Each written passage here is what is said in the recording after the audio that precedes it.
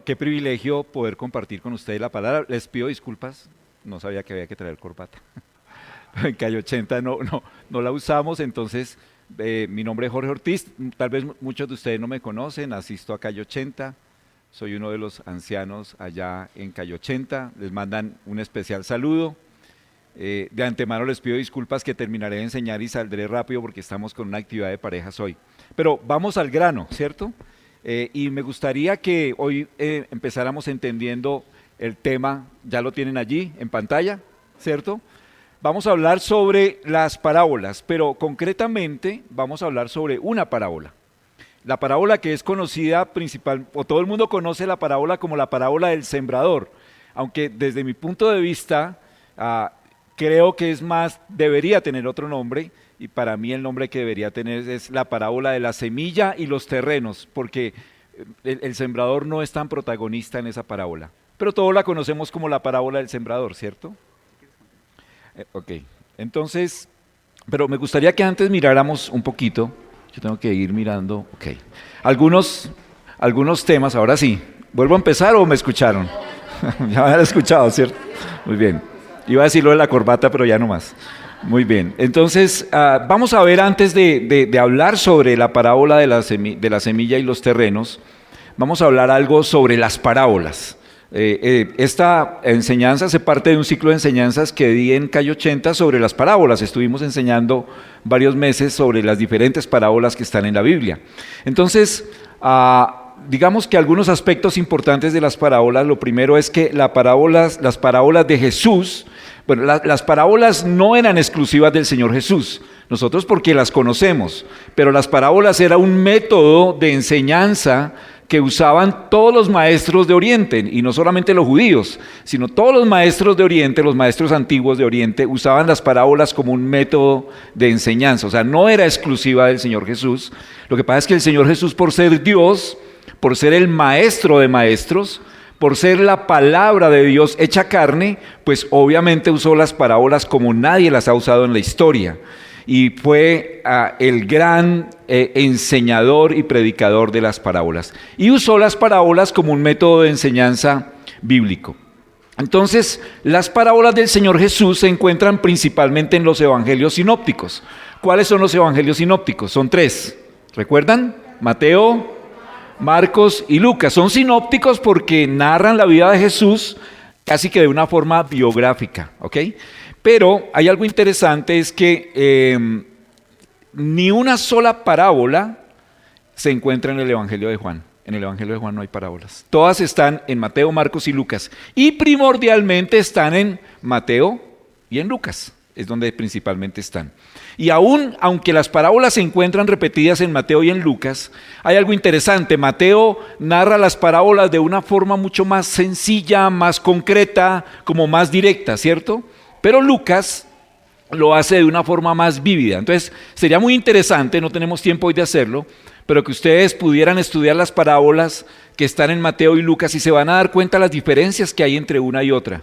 En Mateo es mucho más, como más parco, más va al grano, mientras que Lucas adorna mucho más la parábola. Por ejemplo, la parábola de la oveja perdida, Mateo simplemente narra que un pastor tenía muchas ovejas y se le perdió una oveja, fue y encontró la oveja y volvió gozoso.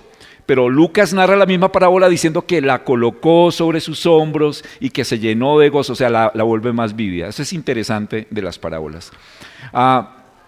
Digamos que las parábolas fueron originadas, o su origen, voy a quitarme las gafas, su origen, aquí pasó algo acá, un segundo, ya, fueron originadas algo pasó acá, creo que me va a actualizar esto, regáleme un segundo, ya, su origen fueron en lugares y acontecimientos cercanos y comunes en los días del Señor Jesús, es decir, las parábolas, y si miramos aquí, voy a devolverme acá, un poquito.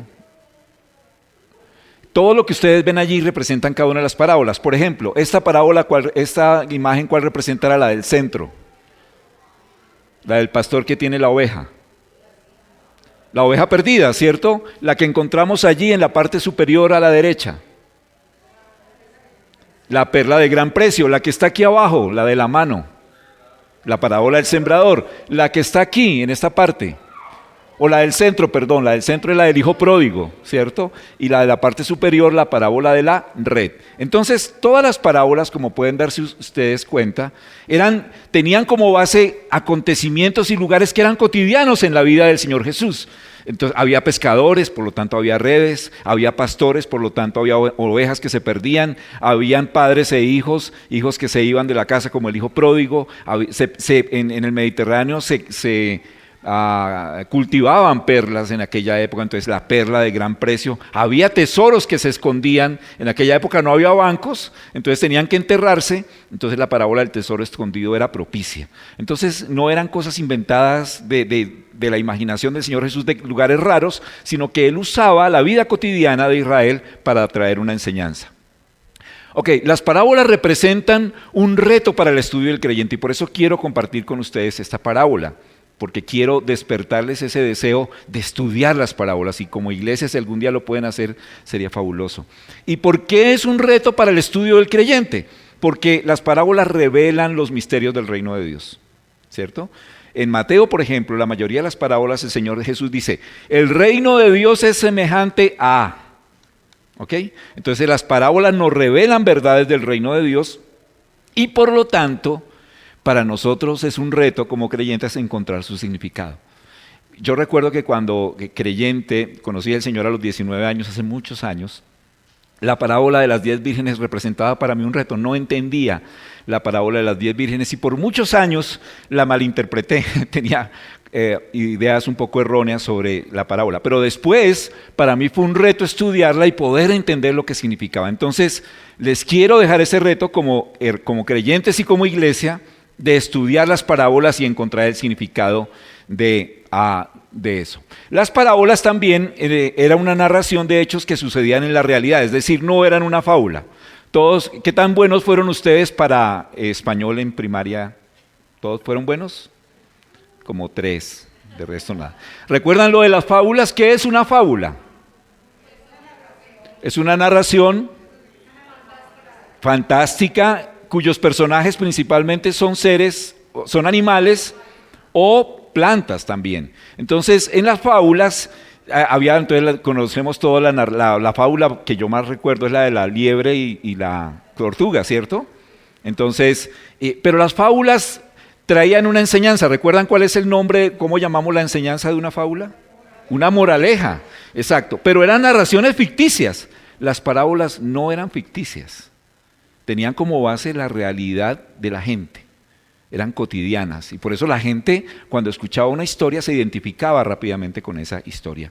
Muy bien, pero ¿cuál es el propósito de la parábola? ¿Por qué la usaban los maestros y por qué el Señor Jesús la usó en su enseñanza? Porque ayudan a embellecer y a presentar ideas y enseñanzas morales de una forma atractiva e impactante. Entonces, por ejemplo, si el Señor quería enseñar sobre el amor de Dios para con los hijos perdidos, en lugar de dar una gran enseñanza, de pronto preparar un mensaje, como nosotros lo preparamos a veces un poco complejo, Él simplemente narró una historia, la de un padre amoroso que tenía 2 hijos, uno de ellos se quiso ir, pidió la herencia, se fue, sufrió y al final volvió y en lugar de reprenderlo, en lugar de echarlo definitivamente, lo recibió, dice que salió corriendo y lo abrazó y lo recibió amoroso, ¿cierto? Entonces de una forma sencilla y atractiva, el Señor Jesús enseñaba verdades morales que eran profundas y muchas veces difíciles de entender. Ese era el propósito. ¿De dónde viene la palabra parábola? La palabra... Yo estoy moviendo esto sin querer. Ok, ya. ¿De dónde viene la palabra parábola? Viene del griego parábole, que significa colocar algo al lado de otra cosa para compararla. ¿Ya? El prefijo griego para es colocar algo al lado de otra, de alguien o de una cosa. Entonces la parábola es coger una historia atractiva, hermosa, bien narrada, y se coloca al lado de una verdad espiritual profunda para que el oyente pueda comparar las dos y lograr recibir la enseñanza. ¿Me hago entender? Entonces la parábola se coloca al lado de una enseñanza espiritual o doctrinal profunda para que podamos entenderla de una mejor manera. Ese es el significado de la palabra parábola. Es colocar una cosa al lado de otra con el objeto de comparar. Muy bien. ¿Cuál es el propósito de las parábolas? Entonces, las parábolas del Señor Jesús, vamos a ir a Mateo 13:10, por favor. De una vez vamos a abrir nuestras Biblias porque ese va a ser nuestro centro de estudio, Mateo 13. Okay, en Mateo 13 encontramos la parábola del sembrador, que nosotros conocemos como el sembrador. Muy bien. Entonces en Mateo 13:10, el Señor Jesús empezó narrando, estaba allí al lado del mar, se llenó de gente, como vamos a ver ahorita, y él decidió subir a una barca y empezó a enseñar, pero él no empezó a decir el amor de Dios o la palabra de Dios y empezar a enseñar verdades espirituales, sino empezó de una vez a enseñar sobre la parábola del sembrador. Y los discípulos, cuando escucharon, una vez estuvieron solos con él y dijeron: oye, Señor, y allí está en el versículo 10, los discípulos se le acercaron y le preguntaron: ¿por qué hablas a la gente con parábolas? ¿Por qué no simplemente coges y enseñas la verdad que tienes que decir de una vez? ¿Por qué tienes que usar parábolas? Ellos lo estaban dando como una especie de inquietud. Y el Señor Jesús responde cuál es el propósito de las parábolas en los siguientes versículos. Allí en la diapositiva está mal, fue un error mío. Y vamos a leer los versículos 11 al versículo 17. Esta es la respuesta del Señor Jesús. Allí Él dice por qué usa las parábolas. Muy bien. Entonces el versículo 11 dice: a ustedes se les ha concedido conocer los secretos del reino de los cielos, pero a ellos no. Al que tiene se le dará más y tendrá en abundancia, y al que no tiene, ¿qué dice? Que hasta lo poco se le quitará. Entonces fíjense que el Señor Jesús empieza a hablar de una forma misteriosa. Yo hubiese sido uno de los discípulos: a ver, Señor, repítamelo otra vez. Como las reinas de belleza, ¿me puede repetir la pregunta? ¿Cierto? Porque es difícil, y en la medida que él avanza, como que parece más enredado. Miren lo que dice versículo 13. Por eso les hablo a ellos en parábolas. Aunque miran, ¿qué? Aunque están mirando, no vean. Aunque oyen, ¿qué? No escuchan ni entienden. En ellos se cumple lo que dijo el profeta Isaías, una profecía que está en Isaías capítulo 6. Por mucho que oigan, estas ya son palabras de Isaías, por mucho que oigan, no entenderán. Y por mucho que vean, ¿qué? No percibirán. Porque el corazón de este pueblo se ha vuelto, ¿qué? Insensible. Entonces el Señor estaba diciendo: yo enseño las parábolas porque aquí este pueblo tiene un corazón insensible. ¿A quién? A Dios, a su palabra, ¿cierto? ¿Cómo está nuestro corazón ante la palabra de Dios? ¿Somos sensibles a la palabra? ¿Estamos dispuestos a cambiar después de que la palabra nos es expuesta o enseñada o estudiada? ¿O somos insensibles? Somos aquellos que, bueno, sí, chévere lo que dijeron, qué bueno lo que se dijo en la cena, hago mi devocional, pero no afecta mi vida. Eso es ser insensible a la palabra. Entonces dice el Señor a través del profeta Isaías en el Antiguo Testamento que ese pueblo se había vuelto insensible. Muy bien. Y se le han embotado los oídos. ¿Qué será la palabra embotar? ¿Qué significará? Como lento, ¿cierto? Como lentos, como que no arranca la cosa. Eso es embotar, como que está lento. Se le han embotado los oídos y se les han, ¿qué? Cerrado los ojos. ¿Para qué? Para ver. Entonces aquí hay otra verdad. Muchas personas, cuando escuchan la palabra de Dios, en lugar de abrirse más al Señor, se cierran más. ¿Cómo está tu vida hoy en eso? ¿Eres una persona que cuando escucha la palabra de Dios se cierra más a escucharla? ¿O que está abierta para escuchar y cambiar y practicarla en su vida? Entonces, es que me toca así, bueno, sí. Y continúa diciendo en el versículo 15, dice: de lo contrario, o sea, si no fuera así, verían con los ojos, oirían con los oídos, entenderían con el corazón y se convertirían, ¿y qué? Y yo los sanaría.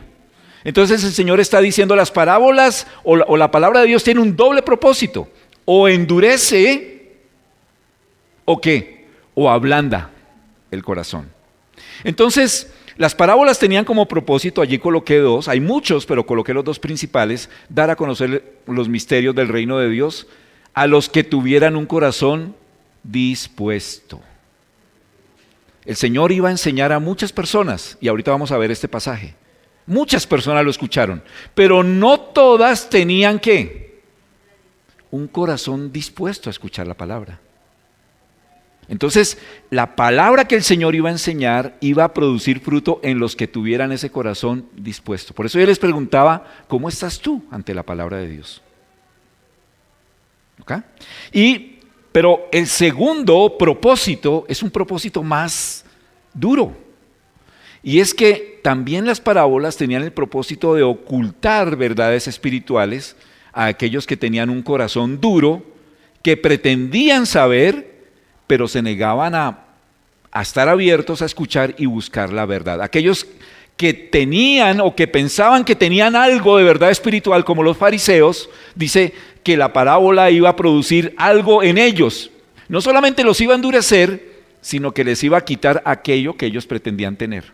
Interesante, ¿cierto? Eso es lo que decía Isaías y es lo que el Señor Jesús responde ante esa pregunta de por qué enseñaba con parábolas. Y quiero ilustrar esa verdad con dos ejemplos. Segunda de Samuel 12, no lo vamos a buscar, voy a narrarlo. Segunda de Samuel 12 es tal vez uno de los pasajes más tristes de toda la Biblia. Un hombre que la Biblia mencionaba, un hombre conforme al corazón de Dios, el rey David. Un hombre que obedeció al Señor, que amaba al Señor entrañablemente. ¿Quién de nosotros no ha llorado con uno de sus salmos? ¿Quién de nosotros no se ha identificado cuando David derrama su corazón en los salmos? Pero ese hombre cometió un pecado terrible. Varios. Adulteró y asesinó. Y estaba tranquilo. Y un día llegó, Dios envió a David al profeta Natán. Y el profeta Natán pudo haber tenido dos alternativas. La primera es: hey David, el Señor me reveló que tú cometiste adulterio y que tú mataste al esposo de la mujer con la que cometiste adulterio. Y por lo tanto Dios te ha dicho pam, pam, pam, pam. No lo hizo así. Natán usó una parábola. Y la parábola fue muy sencilla. Dijo: hey rey David, te voy a contar una historia. Habían dos hombres en un pueblo. Un hombre que no tenía nada, era un hombre pobre, apenas tenía una oveja que había criado. Esa oveja la había alimentado, la había criado como una hija, comía con ella, inclusive dormía a su lado también. Era lo más importante para él en su vida. Y había otro hombre al lado que era muy rico y tenía cientos de ovejas y cientos de vacas. Un día llegó un visitante donde este hombre rico, que tenía cientos de ovejas, y para preparar algo de comer, este hombre rico, en lugar de tomar una de esas ovejas, fue donde el hombre pobre y le quitó la única oveja que tenía. Y con esa oveja preparó una comida para su visita. Y el rey David se encendió en furia y dijo: maldito sea ese hombre, merece la muerte y tendrá que pagar 4 veces más el costo de la oveja. Y Natán le dice: tú eres ese hombre. Inmediatamente David entendió el mensaje a través de esta parábola. Y se conmovió tanto su corazón que a raíz de eso escribió el Salmo 51. ¿Quién no ha disfrutado del Salmo 51? Cuando necesitamos ser restaurados de nuestro pecado, de una falla delante del Señor. Una parábola produjo eso. Pero el otro ejemplo contrario que aparece allí, es que no lo había puesto, está en Mateo capítulo 21, versículos 23 en adelante. Ok, está bien.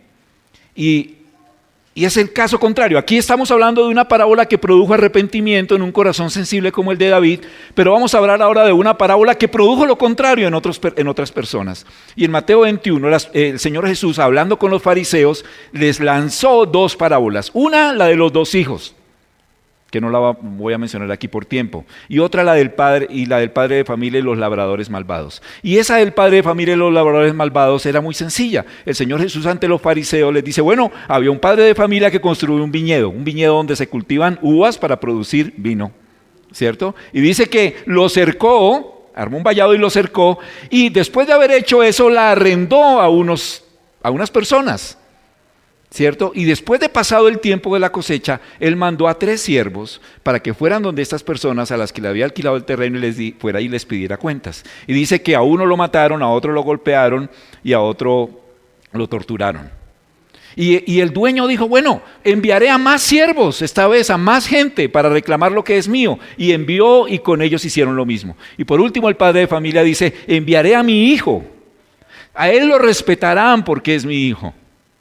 Y cuando los hombres malvados vieron que llegaba su hijo a pedir cuentas, dijeron, matémosle porque él es el dueño de la herencia y apropiémonos de nuestra propiedad. Y entonces los fariseos, cuando escucharon esa parábola, se encendieron en furor y ante la pregunta del Señor dijeron, esos hombres son malvados y merecen todo castigo. Y el Señor Jesús les dice, ustedes son esos hombres. ¿Y se arrepintieron? No.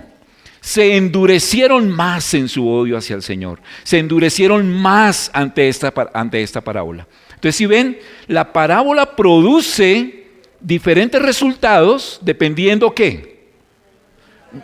No el maestro, no la parábola o la enseñanza en sí, sino el ¿qué? El corazón del oyente, hermanos. Por eso, cada uno de nosotros, y me incluyo, estamos en una de estas dos. ¿Cómo eres tú ante la palabra? ¿Sensible para ser transformado por ella? ¿O duro? Recalcitrante, sin que tu vida produzca cambios al escucharla. Y lo que viene ahora es, vamos a aprender sobre esta parábola de la semilla y los terrenos, que es la parábola del sembrador, algo sobre eso. El tiempo corre demasiado rápido. Muy bien, yo voy a cerrar aquí el computador, que no lo necesito. Y vamos a ir a nuestra Biblia, por favor, hermanos. Y vamos a empezar allí en el capítulo 13, versículo 1. Ay, gracias, la llave de mi matrimonio. De una actividad de parejas que tenemos hoy. Muy bien. Entonces, Mateo 13, 1. Muy bien, comenzamos a leer, ¿vale? ¿Me acompañan en el viaje de esta parábola?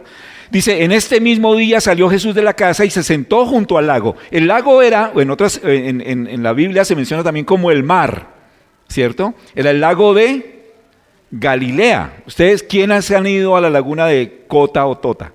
¿Alguien ha ido? Es espectacular, los que no han ido vayan. Hace poco hubo una tragedia terrible allí con unos niños, pero es un lugar hermoso.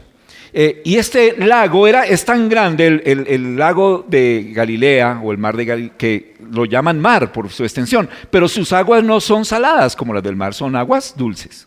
Entonces yo siempre, cuando niño, cuando en el colegio o en la escuela enseñaban esto, me imaginaba que la playa era una playa como la de Cartagena, ¿cierto? Con palmeras, la playa blanca, un sol espectacular. No, esa no era la playa. Era una playa de un lago, como el del lago de Tota. ¿Qué hay alrededor de las playas de un lago de agua dulce? ¿Cómo? Cultivos. Ustedes van alrededor del lago de Tota o el de Cocha, muy lindo en Nariño. Está lleno de cultivos. ¿Por qué de cultivos? Por el agua. Y allí en esa época era lo mismo. Entonces cuando el Señor Jesús se sentó, se subió a la barca, porque había tanta gente, ¿qué era lo que él podía ver allí atrás de la playa y atrás de las personas que le escuchaban? Cultivos. Y tal vez, no sabemos, viendo esos cultivos, usó la enseñanza de un agricultor para enseñar, para hablar lo que él quería hablarle a esa multitud. Hay algo interesante en este pasaje. Dice, era tal la multitud, o sea que no eran poquitos. Yo me imagino algo del Señor Jesús. El Señor Jesús no necesitaría esto. Yo me imagino al Señor Jesús un hombre fuerte, con pulmones fuertes, capaz de enseñar en una playa de un lago a una multitud de gente y que todos lo escucharan, lo mismo que la enseñanza del monte, ¿cierto? El Señor Jesús no era un debilucho, no era un hombre lindo de ojos azules, ¿no? Era un hombre fuerte, recio, como todos los judíos de aquella época, seguramente, no sabemos. Pero hermanos, algún día le veremos y le conoceremos, ¿cierto? Amén. Nuestra esperanza, verle a Él y conocer por fin a nuestro Señor. Qué privilegio. Entonces, pero había una multitud.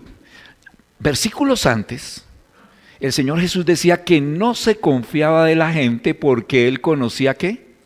sus corazones. Entonces el Señor Jesús sabía que esa multitud, que esa parábola que Él iba a enseñar, iba a multitud, no de gente, no de cuerpos físicos, no de cabezas, brazos y piernas, sino multitud de corazones. Y si había multitud de corazones, había multitud de tipos de corazones. Entonces lo que Él va a hacer en la parábola es hablarle a cada uno de esos tipos de corazones y los iba a asemejar con un terreno de cultivo. ¿Ya? Y por eso quiero que en esta mañana, en estos minutos que nos quedan, nos comparemos nuestra vida y nuestro corazón con esos 4 terrenos que menciona el Señor. Porque creo que todos estamos en uno de esos 4.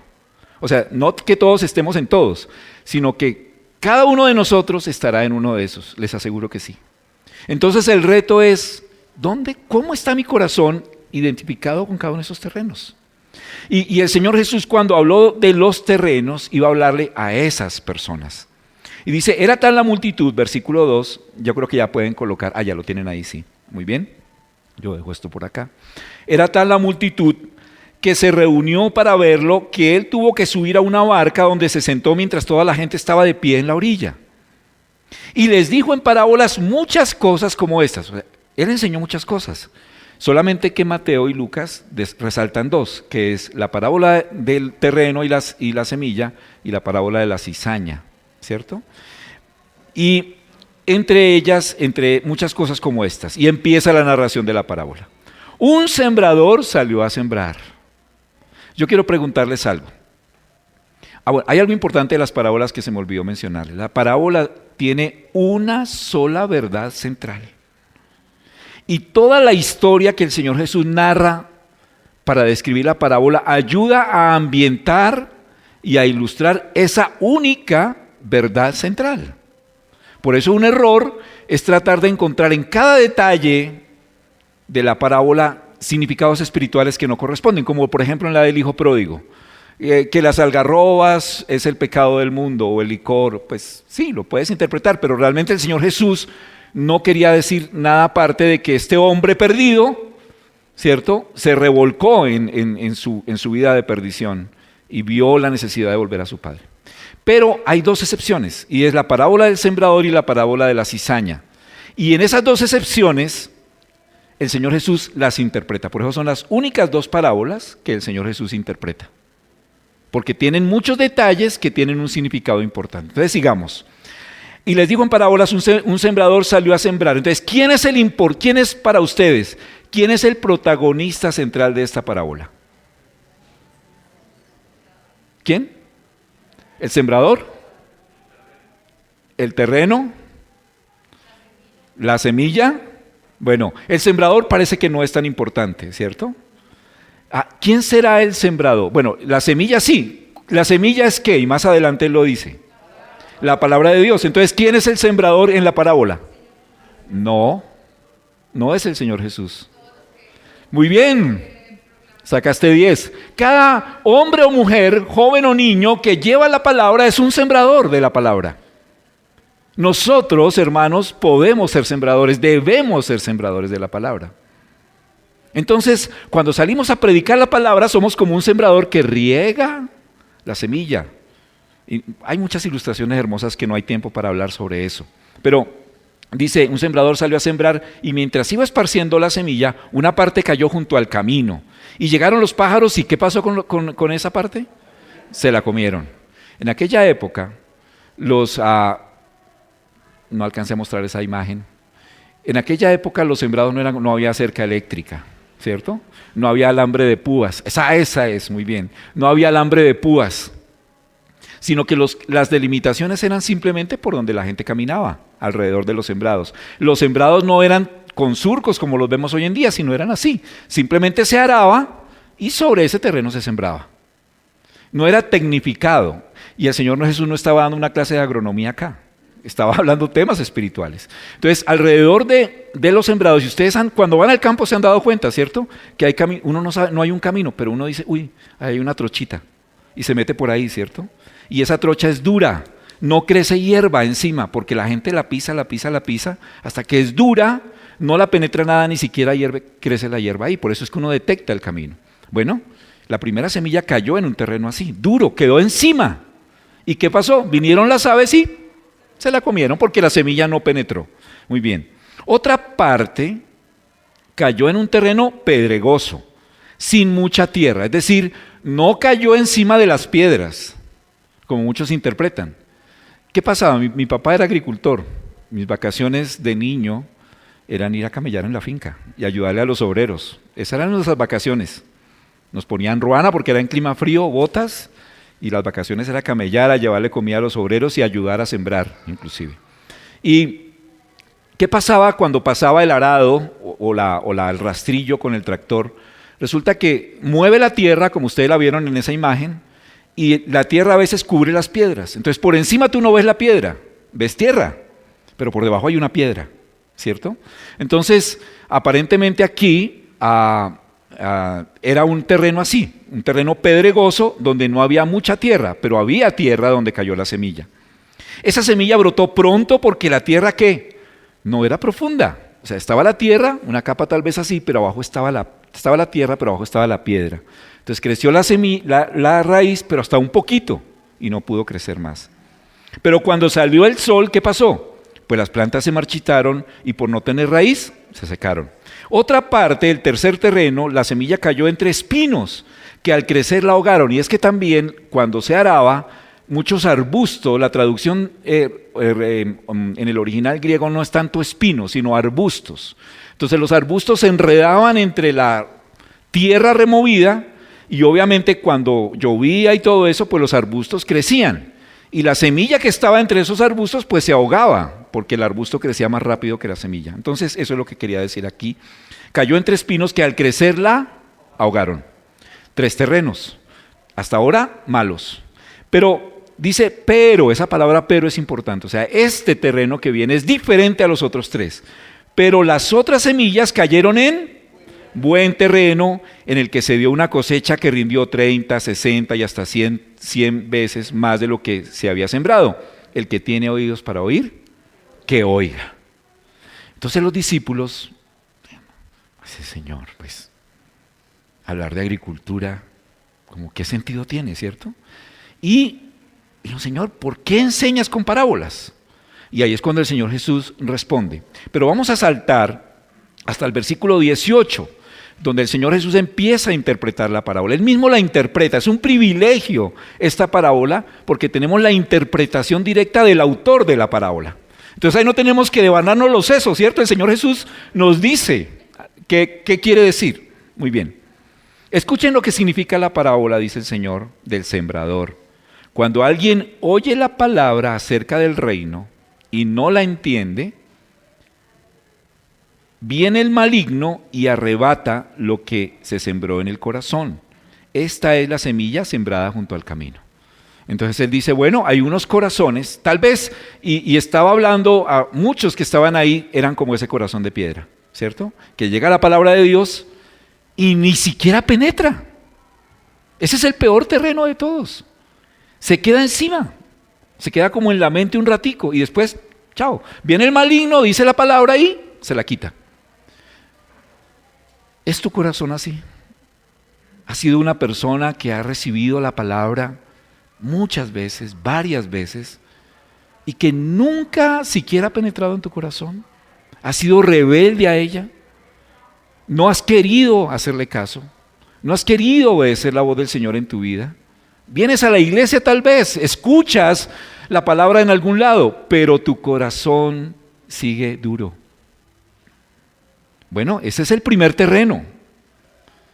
Y lo que quiere el Señor es que ese terreno se ablande, que sea sensible a la palabra. Y yo creo que hay una oración muy válida. Recuerdo mucho un hermano que amo muchísimo. No lo voy a decir el nombre porque muchos lo conocen. Y le compartí el evangelio a él y a su esposa. Con mi esposa teníamos un discipulado con ella. Y este hombre era durísimo para el evangelio. Un delincuente de cuello blanco, era más o menos eso. Y el Señor le había quitado todas sus riquezas que había obtenido con su delincuencia. Y le había dado un bus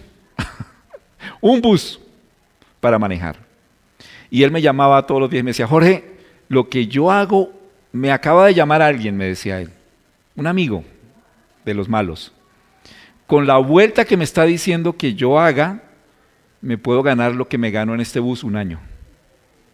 Y al comienzo lo hacía. Dejaba su bus y se iba y hacía lo que tenía que hacer. Corazón duro. Pero este hombre un día dijo, y me acuerdo que fue en un grupo en un campamento de varones, dijo, Señor, oró delante de todo, dijo, Señor, mi corazón es insensible, mi corazón es duro, he sido rebelde, un año duró yendo a la iglesia, un año, hermanos. Y ese día oró, y ese mismo día que oró para que el Señor quebrantara su corazón, fue el día de su conversión. Hoy es un día, un gran varón de Dios que sirve al Señor con su esposa y con 3 nenas, ya grandes, como mi hija mayor, que sirven al Señor, los 5. Precioso. Pero decidió y le pidió al Señor que su corazón fuera quebrantado. ¿Eres tú de ese tipo de personas? Todavía tienes tiempo para pedirle al Señor que ablande tu corazón. Pero el Señor continúa diciendo, vamos al segundo terreno.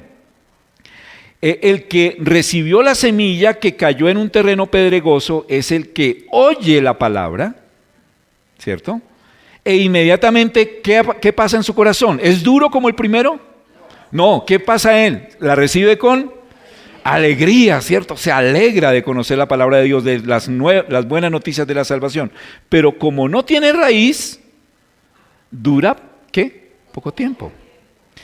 ¿Pero por qué dura poco tiempo? El Señor lo interpreta, dice, porque cuando surgen problemas o persecución a causa de la palabra, enseguida se aparta de ella. ¿Cuántas personas hemos tenido en la iglesia así? ¿Cierto? Vienen, reciben con gozo, oh, aleluya, amén, vamos a seguir al Señor, pero viene la persecución en su vida a causa de identificarse con el Evangelio y ese gozo desaparece. Porque como la semilla que creció sobre la piedra, cuando encuentra la piedra y no puede crecer más la raíz, se seca. Flor de un día, decimos por ahí. ¿Eres tú flor de un día? Tal vez conociste al Señor hace poco, tal vez estás en ese momento de gozo, de recibir la palabra con alegría. Hermano, déjame decirte algo, van a venir persecuciones, se van a burlar de ti, van a venir las tentaciones y debes persistir. Hay una palabra que está ligada al Evangelio y es perseverancia, la persistencia en el Señor. La persistencia. No te desanimes por la persecución, que tu vida cristiana no sea flor de un día, sino que realmente puedas crecer en el Señor, seguir en el Señor a pesar de las dificultades. Pero de pronto pasó eso en tu vida, de pronto fuiste flor de un día. Bueno, hermano, puedes cambiar eso, puedes afirmarte en el Señor, puedes seguir creciendo en el Señor firmemente. Muchos de los que estaban allí, cuando el Señor Jesús estaba hablando de las parábolas, ya se estaban de pronto identificando. Muchos ni le pararon bolas, ni le pusieron cuidado. Pero este segundo terreno tiene que ver con la persecución y las pruebas a causa del Evangelio. Ánimo, hermano, si acabas de llegar al Señor, van a venir persecuciones. Yo no sé si es buena noticia para ti o mala, pero vienen persecuciones por tu fe. Ánimo, persiste, no seas flor de un día en el Señor, porque la iglesia aquí en Musú no necesita flores de un día, necesita hombres y mujeres y jóvenes que estén dispuestos a amar al Señor, a perseverar en el Señor y a servirle. ¿Amén? Ese es el carácter verdadero del creyente. Llevamos 2 terrenos feos. Vamos al tercero, y el Señor Jesús continúa diciendo allí. Versículo 22, el que recibió la semilla que cayó entre espinos, este también oye la palabra. Fíjense que el primero ni siquiera, estos 2 la oyeron, ¿cierto? Pero ¿qué pasa con este? Las preocupaciones de esta vida y el engaño de la riqueza lo ahogan, de modo que este no llega a dar fruto. Cuando nosotros pensamos en el amor a la riqueza, siempre pensamos, decimos, no, hermano, pero nuestras iglesias de aposento alto son estratos 2, 3, 4, de pronto 5. Ninguno de nosotros tiene problemas con la avaricia. Yo soy pobre, tengo pocos recursos. Hermanos, la avaricia no tiene que ver con la cantidad de dinero que entra a tus bolsillos. Puede ser tan avaro alguien que gana mucho dinero, que tiene muchas empresas, como una persona que tiene un sencillo, humilde, pero valioso puesto de empanadas. Porque yo puedo tener un puesto de empanadas, pero si mi vida se va en conseguir dinero, en sacrificar las cosas del Señor por conseguir dinero, así sea poco, eso es avaricia. La avaricia no tiene que ver con la cantidad de dinero. No se mide por la cantidad de dinero, se mide por el corazón. ¿Qué tanto los afanes de la vida te ocupan? Hermano, pero es que me toca, yo no puedo ir todos los domingos al culto porque los domingos es el día que más recibo dinero con mi humilde trabajo. O llego tarde y no tengo tiempo para hacer devocional porque estoy ocupado ganándome el pan diario. Amén, está bien, hermano, es tu responsabilidad. Pero, hermanos, los afanes de este mundo nos cogen a todos, independientemente el nivel salarial o el estrato social. ¿Cómo es tu vida en eso? ¿Las preocupaciones te agobian? ¿Los afanes de la vida son la prioridad en tu vida? ¿Las cosas para el Señor siempre son secundarias? ¿El poco tiempo que queda para la iglesia, para crecer en el Señor, para edificarme en Él? Ese es el tercer terreno, hermanos. Probablemente podemos estar en ese terreno y hasta ahora nos estamos dando cuenta. ¿Cómo evalúas tu vida? ¿Será este en el que vives? ¿Que los afanes de la vida son tu principal preocupación? ¿Que hoy estás aquí y estás pensando en que tengo que salir a hacer? ¿Que siempre aplazas tu edificación por las cosas de este mundo? Bueno, ese era el tercer terreno. Y dice que no producía fruto. No producía fruto. Muy bien, vamos al último terreno. Y versículo 23. Pero el que recibió la semilla que cayó en buen terreno es el que oye la palabra y ¿qué? Y la entiende. Y este produce una cosecha al 30, al 60 y hasta al 100 por uno. Entonces es aquella persona, aquel corazón que está dispuesto a escuchar la palabra, que está dispuesto a que la palabra le enseñe. Porque una cosa es escuchar y otra cosa permitir que eso que escucho toque mi vida. Yo puedo escuchar, pero cerrar mi corazón, ¿cierto? Pero aquí el Señor por eso lo aclara. No solamente el que oye, sino que está dispuesto a entenderla. ¿Cómo oramos nosotros cuando escuchamos, Señor, abre mi corazón para entender la palabra? Permíteme entenderla. Tal vez no soy tan hábil, ¿cierto? Hay muchas quejas de muchos hermanos en eso. No soy tan hábil para entender la palabra. Miren, hermanos, cualquiera con la guía del Espíritu Santo puede entenderla. Necesitamos orar por eso. Necesitamos tener un corazón dispuesto para eso. Pero hay algo interesante en este terreno y es el fruto que produce. Uno dice, el Señor, que produjo al 30, al 60 y hasta el 100 por uno. Yo fui hijo de finquero. Fui porque mi papá ya falleció hace muchos años. Y participé en las cuentas de mi papá cuando ya era un poquito más adolescente. Y yo nunca escuché de mi papá que dijera esto. Bueno, mijo, yo soy agricultor porque ese es mi hobby. No tengo nada que hacer, ¿sí? Entonces me voy a dedicar a sembrar. Voy a trasnocharme, voy a permitir que el sol me queme, voy a tener que contratar obreros, voy a tener que comprar fertilizantes, voy a tener que colocar hogueras en las mañanas heladas, porque ese es mi hobby, me gusta hacerlo, me fascina hacerlo. Nunca dijo eso. ¿Por qué trabaja un agricultor, hermanos? ¿Por qué? Porque él quiere recibir de su trabajo una retribución. Él quiere que lo que invierta le produzca más de lo que invierta, o si no, ¿qué sentido tiene? Y ese es el problema del agro, no me voy a meter en eso, más en estos días de política, es el problema del agro colombiano, que el agricultor lo que invierte, o sea, lo que cosecha ni siquiera le retribuye lo que le invierte. O sea, es un mal negocio ser agricultor hoy en día. Entonces, el agricultor requiere que su inversión se devuelva con rentabilidad, ¿cierto? Entonces, y voy a decir esto, no sé si Ovidio me va a jalar las orejas después de que me baje, pero en cierto sentido, el Señor hace una inversión en la vida del creyente. Una inversión espiritual, obviamente, ¿cierto?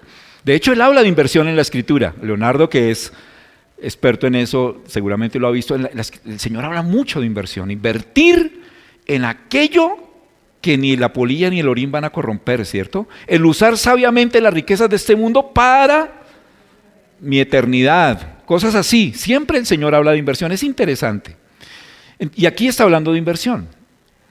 Él quiere que lo que Él da a nuestras vidas produzca ¿qué? Fruto. No existe otra alternativa para el creyente. Él dice, bueno, voy a salvar a Jorge para que, bueno, lleve su vida ahí, salvo, que cuando muera yo me lo lleve al cielo. No, Él no quiere eso de mi vida. Él me salvó para su gloria, Él me salvó para dar frutos aquí y para que cuando yo esté en su presencia reciba los premios de mis frutos. Pero esos frutos no serán para mi gloria, sino para su gloria. También la Biblia enseña mucho de eso. Anterior a este pasaje, el Señor había pasado por un camino y vio una higuera. Una higuera es una mata de breva. ¿Conocen la mata de breva? Esa es una higuera. ¿Sí conocen la mata de breva? Bueno, muy bien. Esa es la higuera de Israel. Y la higuera estaba puesta para que el caminante que cuando tuviera sed pudiera coger de la higuera y comer. Y él fue, vio la higuera y no encontró fruto en la higuera y la maldijo. Yo siempre pensé, pero el Señor, ¿cómo es de duro? ¿Qué culpa tiene la higuera que no diera fruto? Y la maldijo. Algo quería enseñarle a sus discípulos, ¿cierto? Y es que el propósito de esa higuera era dar fruto para calmar la sed del caminante. Hermanos, el propósito del creyente es dar fruto. Y aquí es una pregunta que quiero hacer. ¿Estás dando fruto? Porque si no estás dando fruto, pues el Señor no te va a maldecir porque eres creyente. Pero es una vida cristiana sin sentido. Una vida cristiana sin fruto, hermanos, es como esa higuera. Es así, tal cual. Está ahí de adorno. Hermanos, y la iglesia en Musú no necesita cristianos de adorno. Perdóneme que sea tan directo. Pero es que creo que el Señor Jesús quería decir eso. Necesitamos creyentes que amen al Señor, que sirvan al Señor, que demuestren frutos para el Señor en medio de la congregación, para la gloria del Señor. Pero fíjense que, bueno, recuerdo para un agricultor que su inversión por lo menos diera el 20%, y Leonardo es experto, ¿cierto? Una rentabilidad del 20% hoy en día es buena, bueno, es mala hoy, pero para un agricultor es relativamente buena, ¿cierto? En la medida que la rentabilidad aumenta, pues es mejor para el agricultor. Pero lo ideal es que si yo invierto 100, me dé 200, ese es el 100%, o sea, el doble, ¿cierto? Pero aquí el Señor no quiere hacer distinciones entre el fruto del creyente. Lo que quiere decir es que daremos diferentes tipos de fruto, hermanos. Diferentes. Es tan importante para el Señor como el hermano que predica o pastorea, como el hermano que sugiere y mueve las sillas, como el hermano que, o la hermana que ora en la iglesia, que es pilar de oración en la iglesia, como el hermano que visita a un enfermo, como el hermano que llama a alguien a animarlo. Los frutos, hermanos, delante del Señor son medidos por el corazón que tenemos para darlos, no por la visibilidad del fruto. ¿Me hago entender? Entonces, produciremos diferentes tipos de frutos. Lo importante aquí es darlo, ser rentables espiritualmente. Y tal vez tú no eres rentable espiritualmente hoy. No sé, esa palabra no me gusta, pero vamos a usarla. Dios necesita, el Señor necesita de ti fruto. Y hoy tienes que tomar una decisión. ¿Con cuál de estos 4 terrenos te estás identificando hoy? ¿Cuál eres? Seguro no sales de esos 4. En uno de esos estamos, ¿cierto? Y dependiendo del terreno, tenemos un reto diferente. Y si estás en el 4º terreno, es ¿qué fruto estás dando? Para que no seas un cristiano de adorno, lo cual no es la voluntad del Señor para nosotros. Entonces tenemos una hermosa parábola, la de la semilla y los terrenos, que nos toca a todos nosotros, ¿cierto?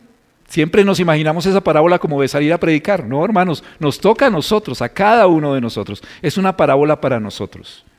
Que el Señor nos permita ser evaluados, que en humildad, hermanos, reconozcamos en qué áreas el Señor tiene que trabajar en nuestra vida y podamos dar frutos para Él. Amén.